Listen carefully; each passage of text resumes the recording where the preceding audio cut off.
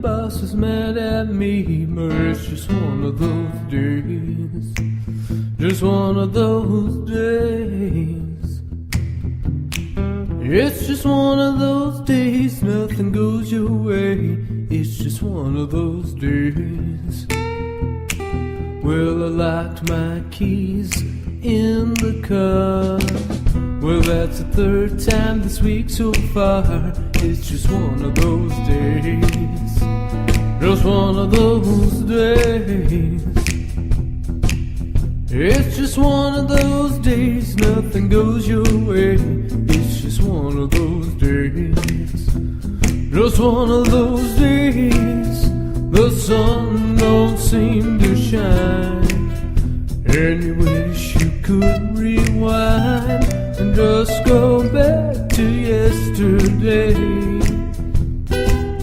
It's just one of those days.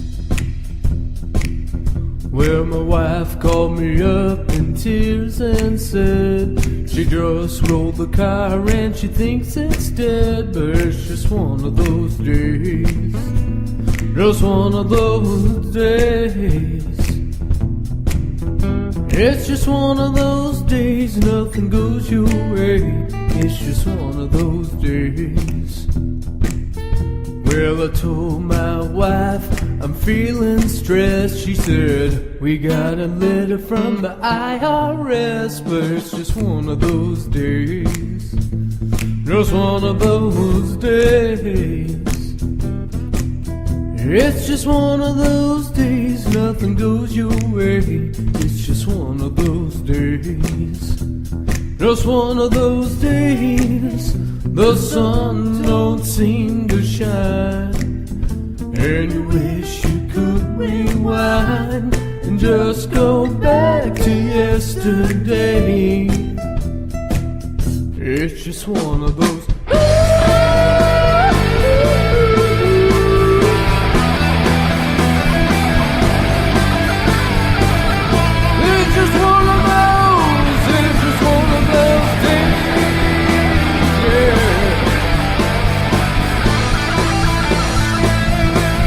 Just one of those days, the sun don't seem to shine, and you wish you could rewind and just go back to yesterday. It's just one of those.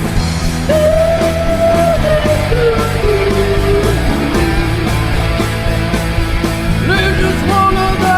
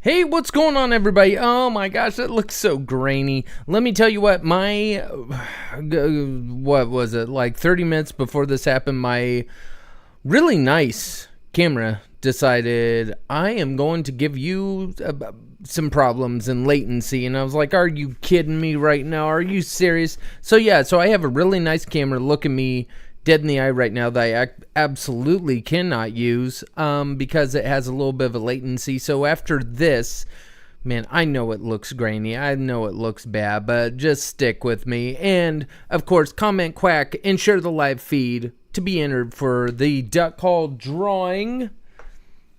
We're going to be doing a drawing for this puppy right there. So make sure to, man, I tried the best I could with the settings. And it was like, come on, guys, like this camera, geez Louise, next ago, do better. But hopefully I can update some drivers and maybe we can be firing on all cylinders. Tonight I'm going to be having Bryan Thompson on tonight. Bryan really got on my radar as, man, that guy, what if there's a will, there's a way. He just jumped on here and was like, you know what, I've watched some videos that he did, and my goodness, he's making duck calls in a literal tent.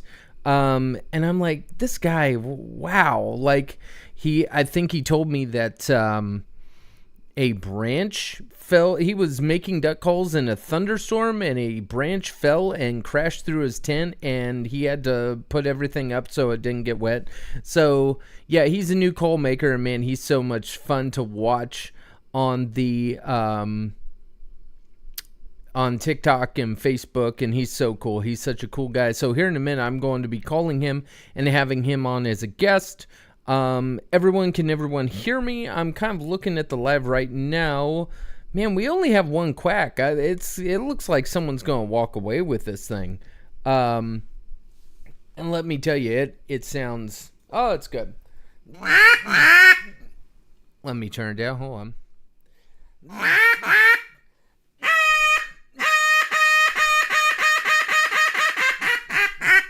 It can just ring. Oh my gosh, it rings. And usually with cedar, cedar is a very it's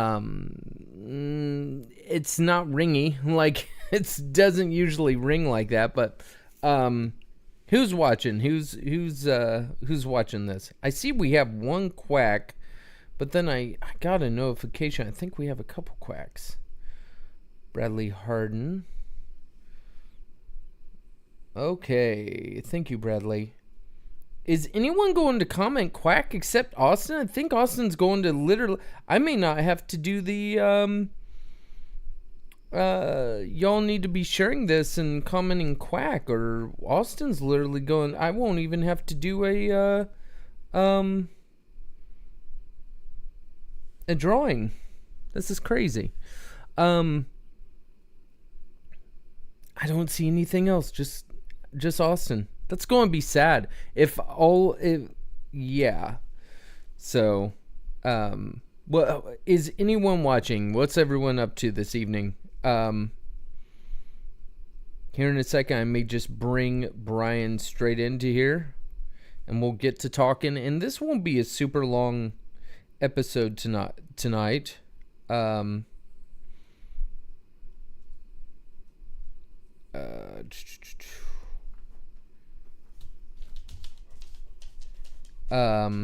Yeah, you can hear the click of my dogs. It's funny.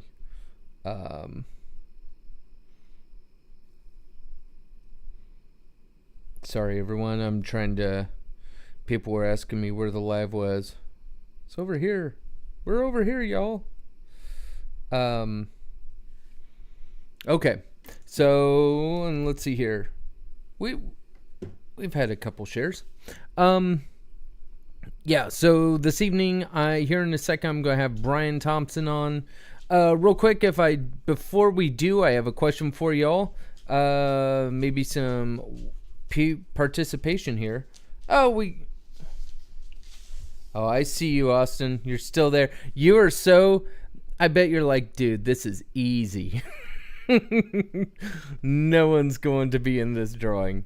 Do you want me? Do you want to go ahead and send me your address, just in case in the next 30 minutes no one else comments quack or shares the live? That'd be hilarious. You just walk away with it. No, but I have a question for anyone watching. I see a couple of people watching. Hey, if you and anyone watching on YouTube right now, watching the YouTube live from the comfort of your couch, all you have to do is hop on Facebook, share the live, comment quack, and you could be entered to win a duck call. And it looks like it'll be a tight race. So far. What was I going to say?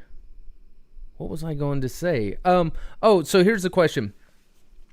If you are to get on opening day of duck season or deer season, I have a question for some of you guys in the chat, and please comment. Let me know what you think. Here's the question I have for you. If you were to get in your duck blind, you already threw out your decoys, or you get in your deer stand, you already got scented up, you've been waiting for opening morning, you get in the duck blind, the decoys are out, the sun's starting to raise, you're in your deer stand, the sun's starting to raise, and you're in your duck blind and you hear someone's knocking at your duck blind and they go, "Hey, can I come in there?" Or your deer stand, someone knocks, you hear them knocking at the bottom of your ladder or on the tree, and they go, "Hey, can I sit in your buddy stand? Hey, can I put a deer stand up beside yours?" What would you say?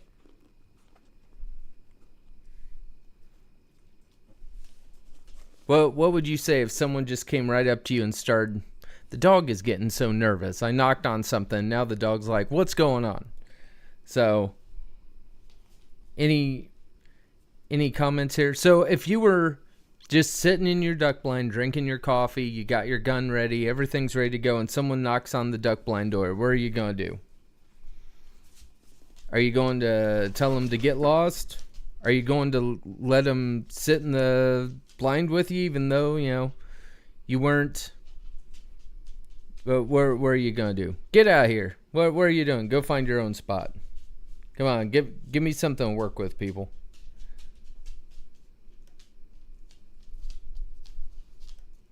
Bradley, what would you do? Duck blind, yes. Deer stand, no. Okay, so no, he's like, no. Deer stand's the limit. That's the line. What else? If you're in the duck blind or the deer stand, someone knocks at the door and goes, "Hey, let me in there. I want to be hunting with you." What would you say? And doesn't count as family. Doesn't count. That doesn't count. It's just someone you've heard of, maybe a stranger. I hunt private property, so I would probably ask, "What are you doing here?" Yeah. So, yeah. But still, Jeremy, what would you do if someone was like, "Hey, can I hunt with you early in the morning?" What would you? Besides that, would you be like, "Okay, this guy's crazy enough. Is he crazy? What's going on here? Am I going to let him in my stand in the duck blind?" Which, yeah. So I asked that.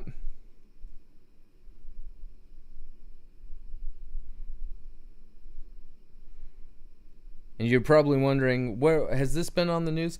We've had it happen. Ended up hunting with the guy that morning. Really?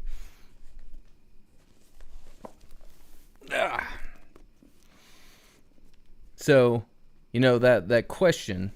Oh, he's got one of these. What's that blue book? Oh no. Where are we?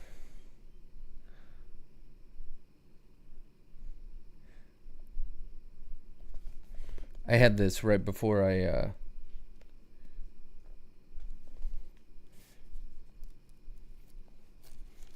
something blew the there it is. Yeah, we're in Luke 2 right now. And we are looking at 7. We are looking at when Jesus was born. And she brought forth her firstborn son and wrapped him in swaddling clothes and laid him in a manger because there is no room for them in the inn.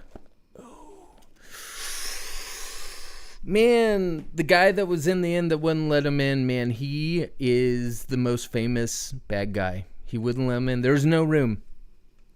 And you know what? I have decided lately, it says, in all your ways acknowledge him and acknowledge God, and he shall direct your paths. I'm sorry. Well, I am not sorry, but I would like to announce that from now on, I'm going to be putting my faith in this. We are talking about duck calls. We're talking about duck hunting. If you've ever made a duck call and you've worked a piece of wood into a duck call, you know all about roughing off those edges. If you've ever been into duck blind and you've seen that sun raise up out in just God's creation, you know that there's something out there. You know there's a creator. You know there's a God. And one thing I wanted to say this evening before I bring Bryan in is I wanted to say that ever since Jesus was born, there were people saying, I have no room for you. And even people that were excited about Jesus, like the rich man, he wanted to make room for Jesus, but he couldn't. Money got in the way between him and Jesus.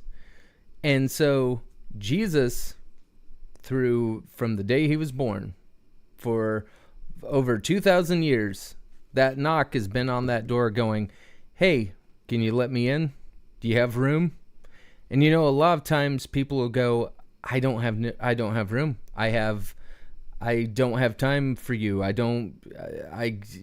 got, if I let you in, I got to get rid of this. Well, that's not, you let Jesus into your life and he will, you don't have to quit whatever you're doing right now just to make room for Jesus. You let Jesus into your life and everything else will be worked out. So my message tonight, to anyone that's watching, every time I've done these videos, there's always over 1,000 people. And if there's someone watching this tonight or the next morning or 2 days from now or a week from now, and through all the things that have been happening in the last couple weeks, you've been feeling that knock at the door of your heart. You've been feeling something. And you're going, and you hear that voice going, hey, let me in. Let me in. And I'm sorry, but I'm not sorry. Once again, but everyone that just tuned in tonight just to watch duck calls, I'm just going to say it. Time's getting close. Jesus is coming back very soon. And so if there is anyone watching this, now is the time. It's pretty soon. So if, it says in the Bible, Jesus is the way, the truth, and the life. There is no way to the Father but by him. You just can't get to heaven just because you're a nice guy, because you're a good guy, or a good lady, or a nice person. You're not going to get to heaven just because you're a nice person. So it says that he's the way, the truth, and the life. There's no other way to the Father, to heaven, but by him. So maybe you've been like, I'm a good guy, I'm a nice person. It says right there. Now, what do we do? Okay, Riley, what are you saying here? And I'm telling you right now, we will be done in 5 minutes, and I'll bring Bryan in. And anyone that doesn't want to be part of this, you can go make some popcorn, you can make a drink, whatever. You know what? If you have been hearing that knock at the door of your heart, like being in the duck blind, and you hear that knock going, hey, you got room? Let me tell you right now, you don't want to wait till tomorrow. And it's right now on the live in front of all these duck hunters, duck call making buddies. I'm going to do this. And if anyone doesn't want to be part of this, go make popcorn. Go get a drink. It's going to be great talking to Bryan. So what we're going to do is, it's not fairy dust. Okay, nothing special. It's just a prayer between you, and you've got this phone in your hand. Maybe you just tuned in to try to get a free duck call, or you tuned in to hear Bryan talk about getting into duck calls and having a branch fall through his tent. But maybe you've been feeling that tug the last couple weeks after all this stuff going in the country, and you're like, I don't know what to do. How do I draw closer to God? How do I start a relationship with God? Well, this is it right now, all right? So if you don't want to be part of this, skip forward, go make popcorn, do something else. But if I'm speaking to you, if you're watching this phone, if you've been out scouting, if you're in your truck and you're like, hey, there's a duck call thing, and you've been out scouting and you've been just busy and you're out of way and you feel like this is for you, just one person, this is awkward for me, okay? I'm not a preacher. I'm not a pastor. But I just feel on my heart that we need to do this right now. So we're going to say a prayer, okay? And this is super simple. This is how it is. Repeat after me. If you were that person in your truck somewhere and you want to have a relationship with Jesus, this is the prayer, okay? Dear Jesus, I need a Savior. Lord, forgive me. Come dwell in my heart and in my life. I am a sinner. Dwell in me. I give my life to you. In Jesus' name, amen. Now, if you've said that prayer for the first time, message me. I will get documentation to you. I'll talk to you. If you're close enough, I'll come baptize you. Okay? So, thank you, everyone that's been watching, saying, commenting, quack. Thank you so much for tuning in. Maybe there's one person that's going to find Jesus through this little podcast about duck calls, okay? So, everyone, I'm going to call Bryan. Let's call Bryan. I hope someone was touched from... I'm going to try to incorporate... We'll do some scripture and stuff.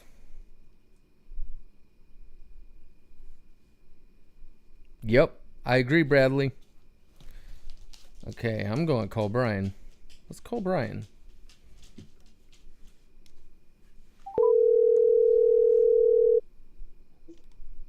Hey, Riley. Hey, what's going on?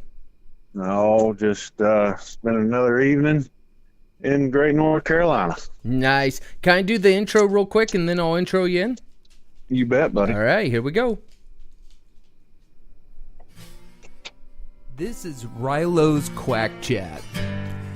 As a call maker, I enjoy talking shop with other duck call makers. On this podcast, it's all about duck calls and duck hunting. From the marsh to the duck call shop, we're going to find the story behind the duck calls and the people that make them. This is Rilo's Quack Chat. This is Rilo's Quack Chat, and you are listening to Riley Hendrickson, and today I have a special guest. I'm going to bring him right in. Bryan Thompson from North Carolina. How's it going, Bryan? Hey, Riley. How are you doing, bud? Good. Oh, man. I'm doing good. So, have you been turning any calls? Yes, I have. I turned a goose call this afternoon. Been working on a few other mallard calls. So, yeah, I've been trying to stay busy. Good. Yeah, so, Bryan, how long have you been duck hunting? Well, let's see. I duck hunted several years. I didn't do it as a kid. I started probably when I was 25. Did it for several years, and then probably 15 years or so ago, I went on the road working full time, and that kind of had to take a back seat. And then last season, I had a buddy back home down in Texas. That's where I'm originally from. Mm-hmm. Wanted me to go hunting. I was home for Christmas, so I went and hunted with him a couple times, and it just got back in my blood real thick. So had the chance to take some of my kids to the duck blind on a couple opportunities, and man, I just couldn't shake it. I had to get back into it. So that's awesome. So have you duck hunted in North Carolina at all? Well, I'm new to North Carolina. Here on a project for the next year or so. So this will be my first season hunting up here.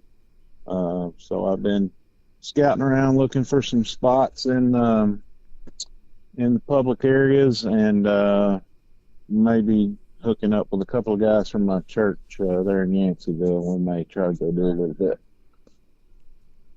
Nice. So, Bryan, I've been watching you on TikTok. Of course, anyone that's watching, he is the owner of Black Sheep Game Calls. Where did you get the idea for Black Sheep? Where'd the name come from? Well, honestly, just trying to figure out how to brand the things, and I just kind of more or less grew up the Black Sheep in my family, and just stuck with me one day. I thought of a bunch of different names, and that one just kind of hung with me. I was talking to a buddy of mine about it, and he thought it sounded good, so that's what we ran with. Neat, yeah. It's always funny whenever you're trying to come up with a name, because everyone's game calls are custom calls. That's right. So it's trying to incorporate something that is a part of your life, a part of that gives it the synopsis of what you're all about, or your life, or it's just neat coming up with that, and that's cool. But what's funny is, and I've talked to you a little bit, Bryan. I watched the videos. They're so much fun to watch. You are literally turning calls in a tent, in a awning. Yes, sir. So I work on the road full time. I'm in the natural gas construction business, building pipelines and facilities and stuff. So projects generally last a year, up to 2 or 3 years, depending. So I'm mobile, so I guess I'm kind of a nomad as far as that goes. But this past March is when I got into turning wood, and just started with one of those little cheap old mini lathes that turned for about 5 minutes, and figured out that wasn't going to work. So I got myself a little bit bigger lathe, and it really started on a picnic table at the campground we were staying at up in Connecticut, and just slowly progressed from there. And I kept getting more. I needed another tool to do something different, and one thing led to another, and I needed more space. And then it's hot when the sun's beating on you, and it's wet when it's raining. So my wife and I came up with the canopy idea, and so had the canopy. I already had the table, so I got the table and put my little duck hunting chair in there, and then bought that cabinet and sealed it up best I could to keep the moisture out, and that has become my mobile shop.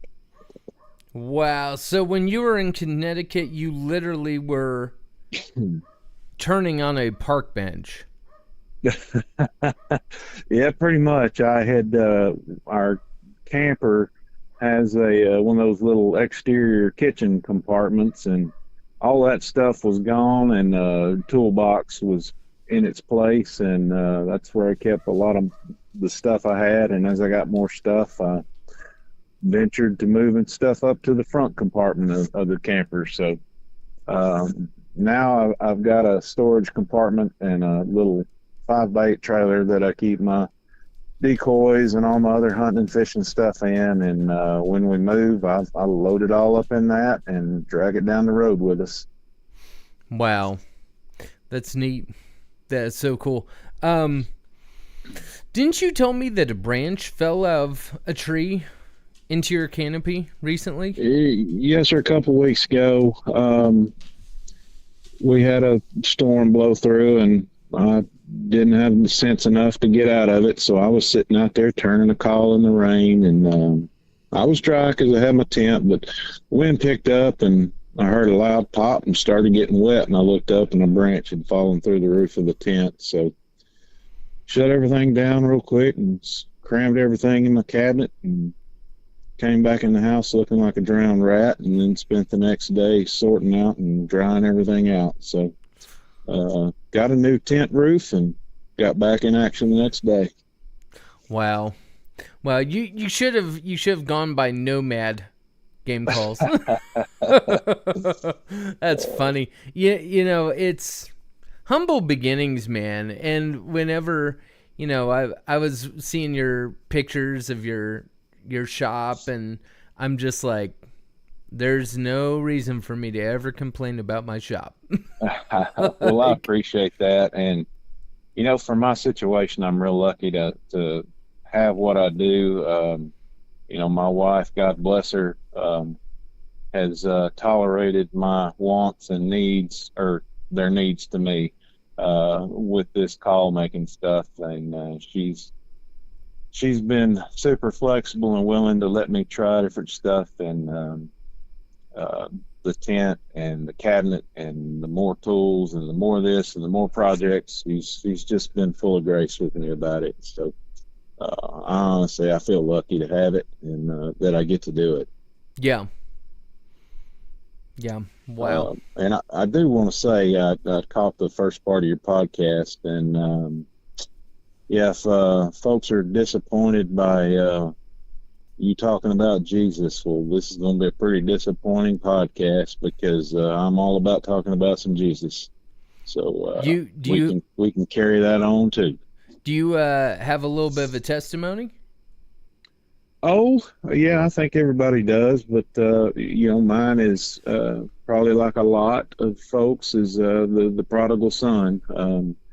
You know, I was raised in church, and mom and dad did a good job of making sure that God was a part of our upbringing, and you know, church was a part of our lives. But you get out on your own, and you don't have that authority with you all the time. You kind of start trying things your own way, and you know, it's just a series of that, and falling on my face and coming back to Jesus, and you know, growing apart and falling on my face and coming back to Jesus and all that kind of good stuff. But here this last year, I really had a moment where, you know, I kind of had everything going the way I wanted it. It was working things to my plan. Things were going good. I'm making a good living.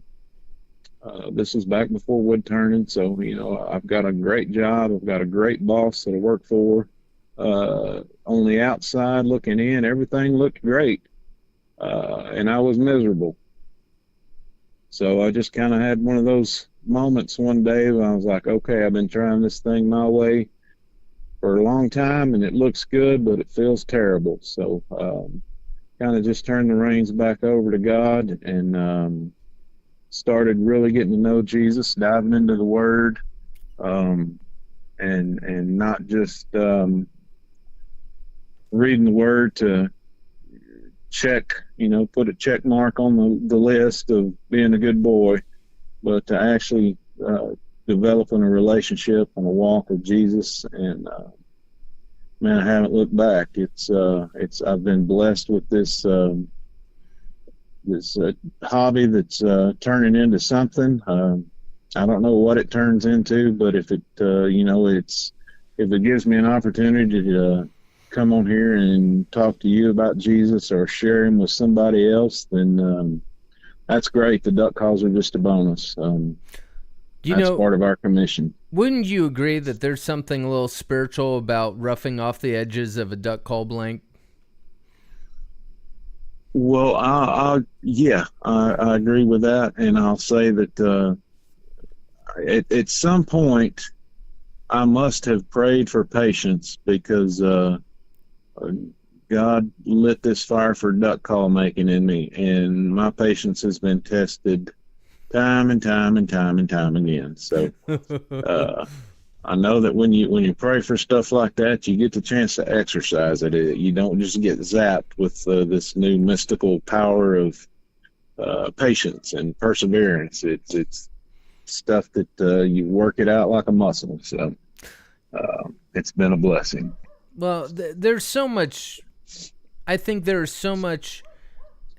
There's the spiritual aspect of duck hunting. There's a spiritual aspect in duck call making. And I'll tell you what, I can't tell you how many times I've been stuck on something, and then you not only do you get an extra set of eyes, but you get like the master's eyes, like someone that knows exactly what you're doing wrong, and it's just so spiritual. There's a spiritual side of it that's hard to describe because, I mean, roughing out the edges of a duck call. You can see that duck call before you knock the edges off. You know what's going to happen. A piece of wood that has a knot here or there that would be in the trash or be in the wood stove, and you're making a functional duck call of it. I mean, all day long, it's just spiritual aspects like crazy. Oh yeah, you're getting rid of every piece of that call that doesn't belong there. Yeah. Yeah, and I saw a comment on your thread earlier when the podcast started. Bradley said that if you're not experiencing God in the duck call or in the duck blind in the morning, then you're doing it wrong. And man, I'm gonna tell you what, that's some of the closest times I've been to God is sitting in that duck call or hung up on duck calls in that duck blind right when everything's waking up, sun's starting to come up. Man, that's just if that ain't spiritual for you, you might want to check, see if you got one. You get out there now. You've hunted in different states, so I can ask you this question. Maybe you can give me an answer. Here in Indiana, there's always this saying, and we call it golden hour. Whenever the sun comes up at a certain point, it's about shooting time. There's like a moment in the morning where the ducks their wings are locked. You see them going through. I mean, and everyone refers to it as golden hour. Have you ever heard about that? Yeah, I've heard of that. I think that time in there is accentuated when you hear those whistling wings come from behind you or something, or buzz right over the top of you. That just gets the blood flowing for me. Oh yeah, and it's so funny because I would refer to it as golden hour, golden hour, golden hour. And when I had some guests on from Louisiana, they're like, "What are you talking about?" So it's a term that some friends of mine from Oklahoma, I know they use that term. It's a big term here in Indiana, and you always know a new hunter because you're like, okay, we're at golden hour, hunker down, don't call real hard unless they start flying by, work the jerk rig, and that person that's like on one of their first hunts because they'll look at you and be like, what's golden hour? What are you talking about? And it's like, man, they call it that because the sun is golden. You get the cattails are all golden, and you get it's just when it's a right golden hour, when it's just perfect and at the right time, man, it's just beautiful. Yeah, there's definitely something special about it, and it's not just a pretty picture. It's something you feel in your soul for sure. Oh yeah. So I mean, how long have you been making calls, Bryan? A short time, right? Yeah, just a short time. I mean, I was blown away by you asking me on, just because I'm a nobody, man. I'm just what's that song say? I'm a nobody trying to tell everybody about somebody that saved my soul. No, I've been making calls since March of this year. So I'm a novice. I look to, guys like you, and there's several out there that I watch and listen when you talk, and just learning it still. I can make one sound like a duck. Pretty basic calls. I'm a big fan of walnut or oak. I like the old style look of the calls, just that classic look. I haven't really worked on a whole lot of epoxy stuff. I'm anxious to learn it, but I just really like that classic retro look. My first duck call was original Duck Commander, and that's just kind of what I'm partial to. I just really like that look, and I like working with wood. And honestly, I don't think I'm at that level where some of those, like Get 'em Calls puts out some beautiful acrylic calls. Kristen Hardy with Contentnia. Continue. Yeah, that acrylic work is just, I'm like, that's a whole nother level. So I'm staying in my comfort zone, but I'm learning more every time. So. Yeah, that when you get into the acrylics, like, man, I've done a little bit of Illuminite, but I just love wood. But then again, you have to remember, I was in the timber industry for 16 years. Oh yeah. Yeah, so I mean, like, and I always used to pray. I was like, God, I can't wait till you get me out of this, and I don't have to flip wood in my face ever again, and I can be a singer and blah, blah, blah. And I was supposed to be a Christian singer at some point, and I had a couple albums and blah, blah, blah. And then God's like, hey, guess what? I'm putting you behind a lathe, and you're flipping wood in your face every morning and every evening. That's your job. Yeah, God's got quite a sense of humor. It doesn't he? That's for sure. Because, as a duck hunter, eventually you go, how does this thing around my neck that goes quack, how does it work? And then you see your first how to make a duck call video, and then you see a video of someone's stuffing a barrel with an echo and all this stuff, and it just is a very slippery slope. Oh yeah, and that's the first thing I did. I learned to turn a barrel and paid my $7 or $8 for my echo insert, stuck it in there, and had a duck call. And they sound great, they look fine, it's great. But there was something just pulling me. I wanted to be able to do the whole process, and that was that's where that patience comes in. I had to learn it, but. It's something it's fulfilling to work that wood and keep working it till it does sound like a duck. And I don't even know if I can describe it. It's so fulfilling. And it's something you're doing with your hands, and there's some machinery involved, but it's not like you just printed this thing out on a 3D printer, nothing like that. And I'm not saying that's a bad thing. You do you. It just working with your hands and making something, like you say, roughing out those edges, discovering the call that's in that hunk of wood, and then mimicking that sound. Man, there's just nothing like it. No, there's not. There's not. It is. And have you thought about messing with any of the other platforms yet? Because I know you're just messing with J-Frame right now. So yeah, I'd like to try some, Louisiana style calls and things like that. I just, one of the things one of the early mistakes I made is, trying to be fancy. Let's do inlays. Well, that worked. Let's do this. Let's do that. And let's do this. And I found myself getting in a hurry and had some discontentment setting in and frustration. And I'm like, just make a duck call. Go back, make it simple, make it out of wood. You don't have to, it doesn't have to be a work of art, because just let the wood be the art. Right. Shape it into a duck call, make it sound like a duck first and foremost, and go from there. So I kind of took a step back and slowed down and just work, let the process, or let myself grow through the process. And I've been a lot happier with what I'm producing.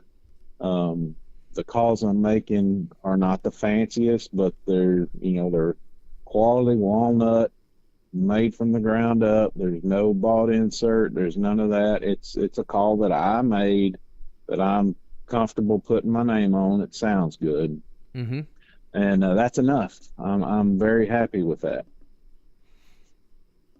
Yeah, and that's that's the thing, is being happy with your product, because I mean, that's pretty hard to do sometimes.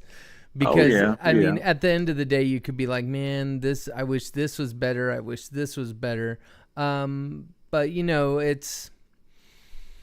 I don't think I forget who I told this. I think I told him by the time I finally figure out everything, it'll never happen. Like you just right. You'll never figure out everything when it comes to this stuff. Yeah, I agree.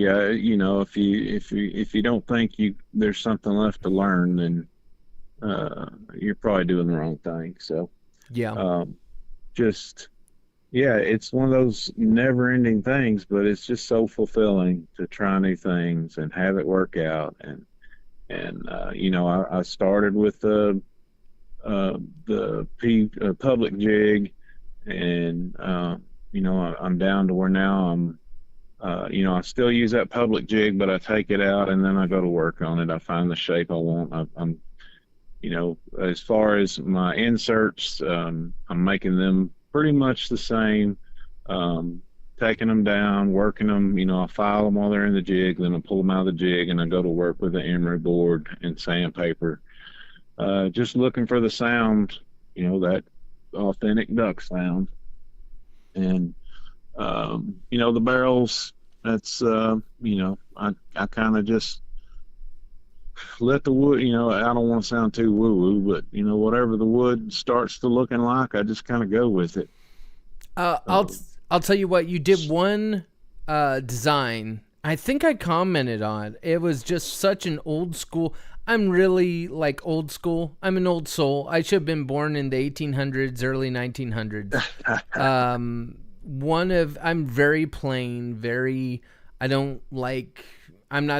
I do inlays and stuff like that, but if I walk past a table of calls with inlays and acrylics and all, I'll always go to either the black acrylic with a copper band, or a walnut with a copper band, or a brass band. And you did something, or even just an old metal reed call with no band at all and just like walnut or something very boring. And I'm not saying your calls are boring, but you did something that was very retro, and I was like, oh my gosh, that's fantastic. Like, man, I think more people need to throw some of the retro, old school looking, real foot looking calls in there just to grab some people's attention. So, well, honestly, that's what drew me to your calls when I saw them was, you've got a unique thing with the metal reeds, but just the retro look of your calls was really appealing to me. And, they always have been. I'm not, a call history aficionado or anything like that. I just know what I like, and those old school calls that's what appeals to me. So that comes out, in the shape of some of my calls from time to time. Yeah. Everyone that's watching, hey, there's some missing quacks here because I've had 15, 16 shares extra. So about 15, 16 people have shared, and I only see like 4 quacks. So everyone make sure we'll be done here in a little bit, but make sure to comment quack, or it's going to be hard to count you. It's hard for me to go fishing for all those shares, so I don't have enough time for that tonight. So after that, real quick, before we get back to it, Brian, so we will close her out here in a little bit. But when I do, it'll take a couple hours for me to look at all the quacks, and I may try to go live tonight and do the drawing or do it in the morning. So, hopefully I will be shipping that call out tomorrow morning, hopefully. So, so Brian, you actually, and I didn't even put the two together. I didn't know that you were Old Bull on TikTok. And then I got on Facebook and I saw one of my duck calls. And for anyone watching this, if you don't know, as a joke, I named, because I always have a field call, I always have an elite call. So I decided as a joke, everyone was saying, my duck call is this, and they're like the new Billy Mays, but yet there's more, and it's like, so as a joke, I called it, I said it's simple, it's got great tone, and it sounds like a duck. So I called my duck call the STD as a joke. And funny enough, that is the most searched video on my profile on TikTok that has had 22,000 views. And I have had people message me and order calls on TikTok and order them directly. And I want to give my buddy an STD, and I want to give my wife an STD, and I want to give my grandpa an STD. So it's been fun. And as a Christian, I know it's walking the line, but it's fun. It's hilarious. And if you, come on, just, get a sense of humor. But anyway, a gentleman, Old Bull, on TikTok ordered one, and I didn't even realize that was you, Bryan. Yes, sir. So how do you like a metal read? I love it. It's definitely going to be on my lanyard this hunting season. It's not something I had just ever come across before, and your video caught my attention. I thought it was hilarious, and I had to have one. So, yeah, it's a great sounding call. I love it.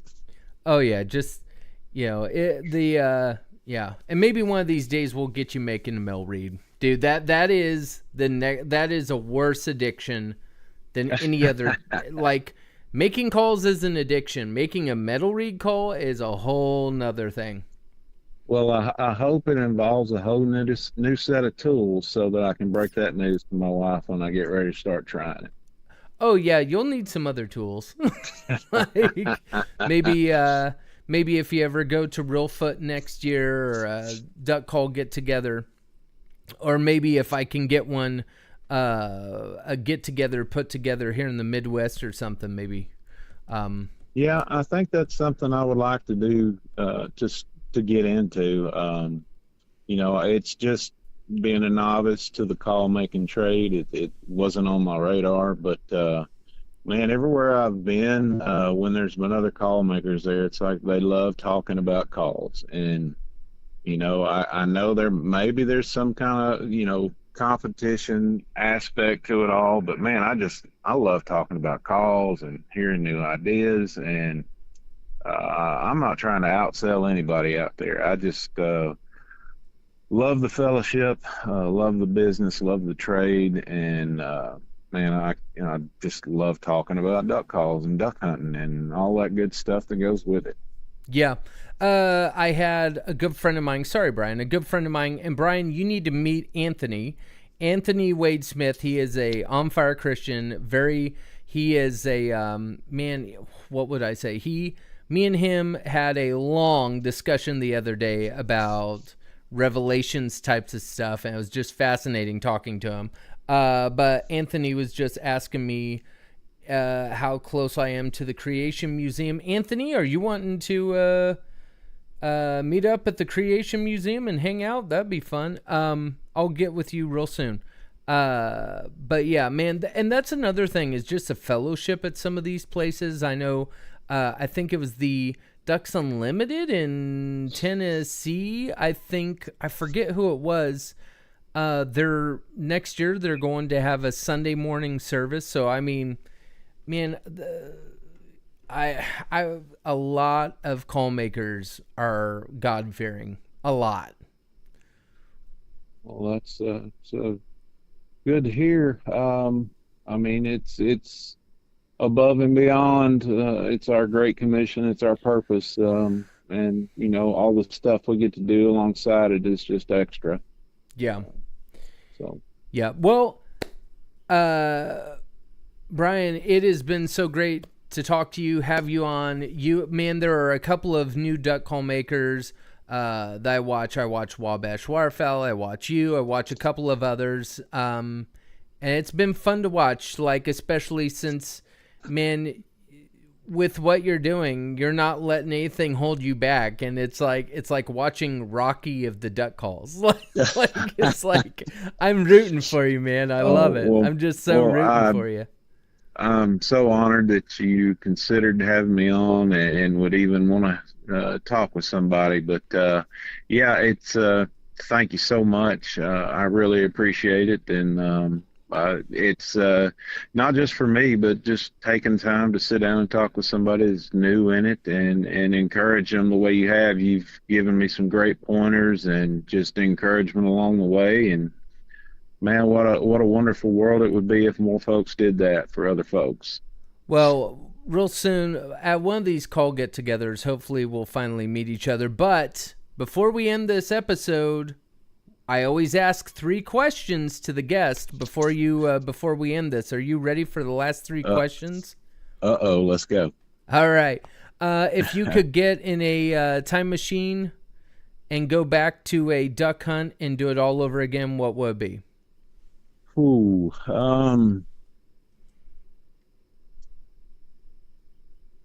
yeah. So me and a couple of buddies went several years ago, just on a whim, out to Lake Nacogdoches, which is not really a known duck spot, and I didn't have any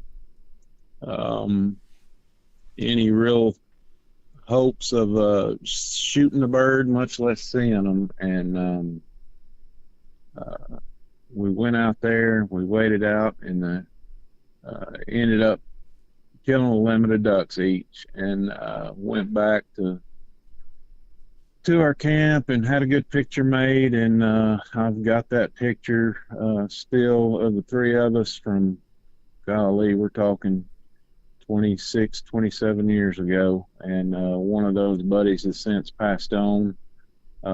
So I'd probably go back and just really soak up every moment of that duck hunt one more time.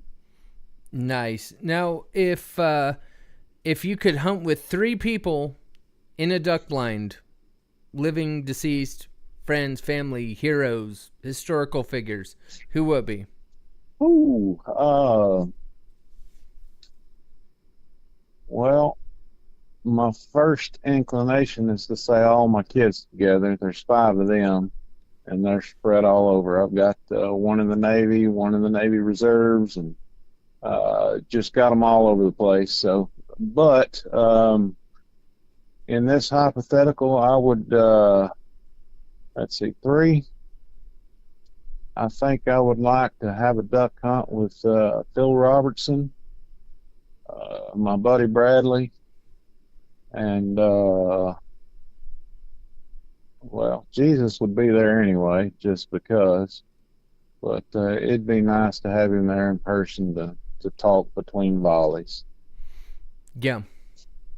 Yeah. And the last question, if you could stand over the shoulder of any duck call maker of all time and watch them make a duck call, who would it be?